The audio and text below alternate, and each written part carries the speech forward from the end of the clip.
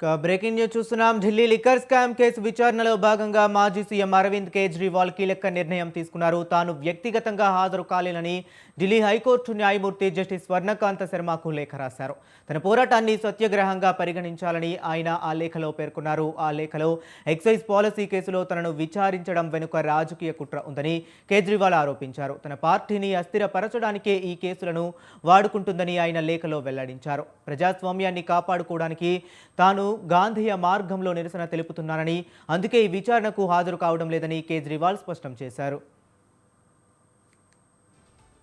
जिंदगी में कई बार ऐसे मौके आते हैं जब जीत या हार मायने नहीं रखते।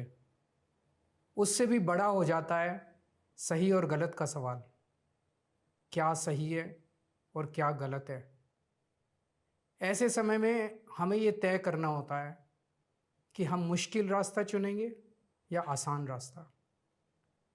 आज मैं भी एक ऐसे मोड़ पे खड़ा हूँ। आप सब जानते हैं कि मुझे एक झूठे केस में फंसाया गया, मुझे जेल भेज दिया गया, एक चुनी हुई सरकार को गलत तरीके से गिरा दिया गया, हमें कई महीने जेल में रखा, पर आखिरकार सच की जीत हुई। 27 फरवरी को अदालत ने मुझे पूरी तरह निर्दोष घोषित कर दिया। कोर्ट ने कहा केजरीवाल निर्दोष है, केजरीवाल ने कोई भ्रष्टाचार नहीं किया। कोर्ट ने सीबीआई की जांच पे ही सवाल खड़े कर दिए और जांच अधिकारी के खिलाफ एक्शन लेने के आदेश दे दिए। लेकिन सच का रास्ता आसान नहीं होता। सीबीआई ने तुरंत इस फैसले को हाईकोर्ट में चुनौती दी और ये केस जस्टिस स्वर्णकांता शर्मा जी के सामने लगा। तब मेरे मन में एक बहुत बड़ा सवाल उठा, क्या इनके सामने मुझे न्याय मिलेगा। मेरे मन में ये प्रश्न क्यों आया, इसके कई कारण हैं, पर दो कारण मुख्य हैं।